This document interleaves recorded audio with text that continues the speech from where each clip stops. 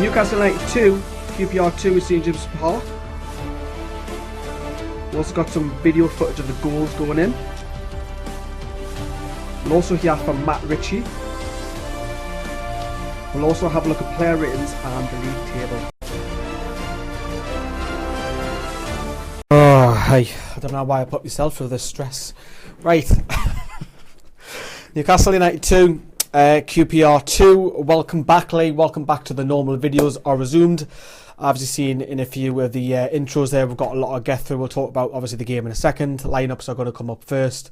We'll hear from Matt Ritchie, of course, as well, and we'll also have a look at the league table. So first thing first, if I get my teeth put back in, first things first, we'll have a look at the lineups. Let's start with QPR. They went with Smithies in goal, Noah, Perch, Lynch, Furlong, Vaiselek, if I pronounce that right, Leungo, Manning, Bidwell, Washington, Mackey. No particular order really that I've done QPR in. Newcastle, let's talk about them. So it wasn't really massive surprises for me. I think it was pretty easy to get. Rafa's team were all knew that there was going to be loads of changes. Darlow in goal. Right back was Yedlin. Left back Dummett. Lascelles and Clark in the middle. Ritchie on the right. You got switched to the left second half, which paid off big time. Gouffran played on the left again, switched to the right second half. Hayden and Shelvey in the middle. Ayoze Perez in the 10 and Darryl Murphy up top. Right, so that was the lineups. Not massive surprises. Can't really complain about it.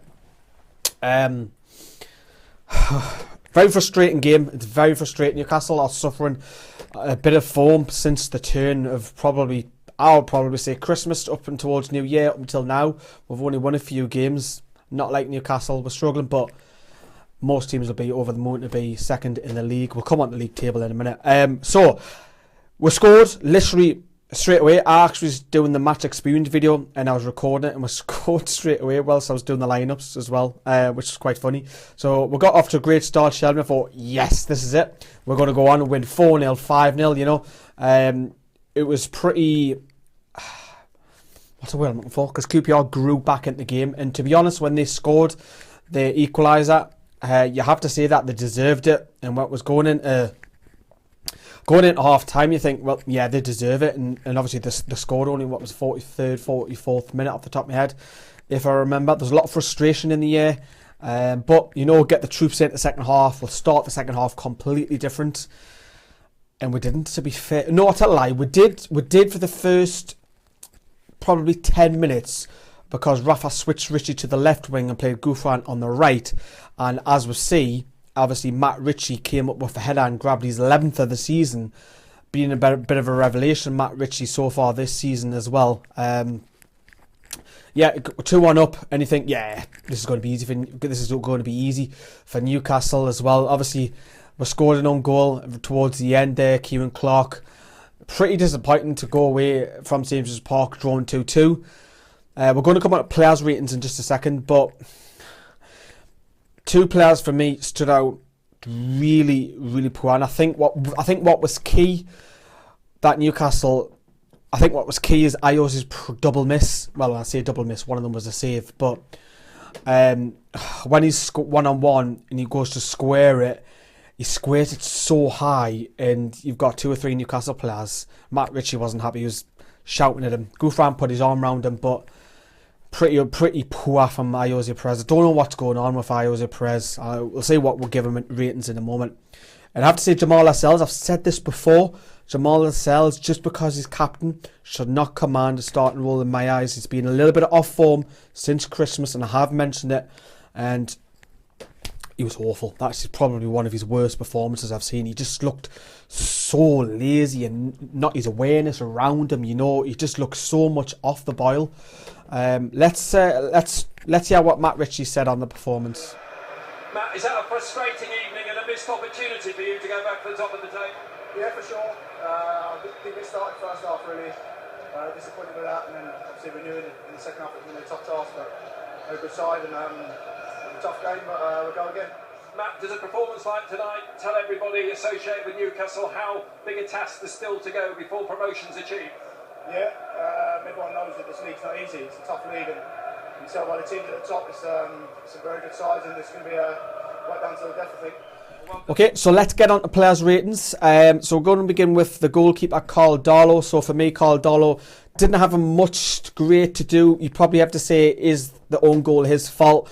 If he has shouted, then it is Clark's fault. If he hasn't shouted, Clark's got to get rid of that. So I'm going to give Darlow a 6 because we don't know the answer to that. DeAndre Yedlin, one of his worst games I've seen in Newcastle shirt. In particular, just sloppy. I'm going to give him a 5. Just sloppy going up and down that wing. Lascelles, Jamal Lascelles, I'm going to be very, very critical here. I'm going to give Jamal Lascelles a 3. People want me to do player ratings. I'm just being honest here. Let me know what you think, of course.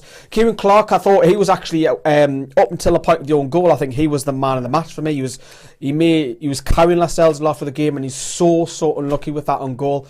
Because of that own goal, I'm going to have to give Kieran Clark a 7. If not, I would have given him an 8 or a 9. Paul Dummett, he done an error where the QPR were in, and luckily Darlow pulled off the save. But Paul Dummett had a better game than some other defenders, so Paul Dummett will get a 6 for me. Matt Ritchie, pretty disappointing first half, very quiet, very busy like, of course. Much better second half, but for me, Matt Ritchie's going to get a 7 for me. Shelvey, John Joe Shelvey, our linchpin, all the players seems to go through him. Shelvey had a quieter game. I didn't think he had a bad game, I just think he had a quieter game. So for me, Shelvey will get a 7. Alongside him, Isaac Hayden. I didn't see much of him, to be honest. I'm just trying to think of what Hayden did and didn't do. A bit sloppy at times, but for me, Isaac Hayden is pretty average, so I'm going to give Hayden a 6. Gouffran, quiet, very, very quiet. I have to give Gouffran a 5 because of the fact... The thing I don't like about Gouffran playing on the left wing is he doesn't hog the left wing. He doesn't stay out there. And I think that's the reason why Amiobi was brought on the right wing and Ritchie was brought on the left wing very early on. I think Amiobi came on the 66th minute, round about that mark, because they hog the touch lines, whereas Gouffran likes to come in. But Gouffran was pretty disappointing, even though Gouffran, when Amiobi came on, Gouffran went up top. So 5 for Gouffran. Jose Perez, now he did have a busy first half and he was doing all right, but the two chances which I've touched upon already, I'm going to have to give Perez a 3. He was pretty awful, and I don't like doing player ratings. So let me know what you think of the player ratings. I don't like doing them on videos because it seems like I'm slagging the two off if they lose, or if I'm overpraising if they win. But Perez, I just hope it doesn't affect him. And I don't know what it is about Jose Perez. This season you thought, right, this is the season, he'll drop a level and he'll go on and kick on and get you 15 to 20 goals. And he's gone completely opposite. I just don't know why. Maybe he wants too much time on the ball, too much fancy flicks. Darryl Murphy, he didn't do much wrong. He just didn't see enough of the ball because he wasn't getting the ball into his head, to his feet. So for that reason, I have to give Murphy a poor 5 because we didn't really see him. The substitutes, Diarmi, I'm not going to rate Diarmi, didn't really have much impact. Amiobi was bright sparks when he came on the right flank, so I'm going to give Amiobi a 6. Speaking of sparks, so to speak, some of you have asked us already to mention this, but he was allegedly stood on by Lynch. I'm going to let you at home debate that. And also a couple of us have mentioned on Twitter already about there's a bit of a carry on after the game with the 400 QPR fans that they brought up I don't know what went on, but hoo-ha. The league table, we just hope now that Brighton don't win their game, because if you look at that, if Brighton win their game in hand, that's going to be 4 points. And Reading have obviously closed the gap down to us to 4 points. Leeds have won tonight. I know we've got the game in hand on Reading, and you want that gap to get bigger.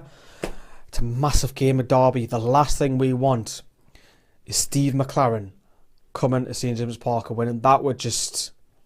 You'll not see me for days, people. You won't see me for days. You know what I feel about Steve McLaren. A lot of years.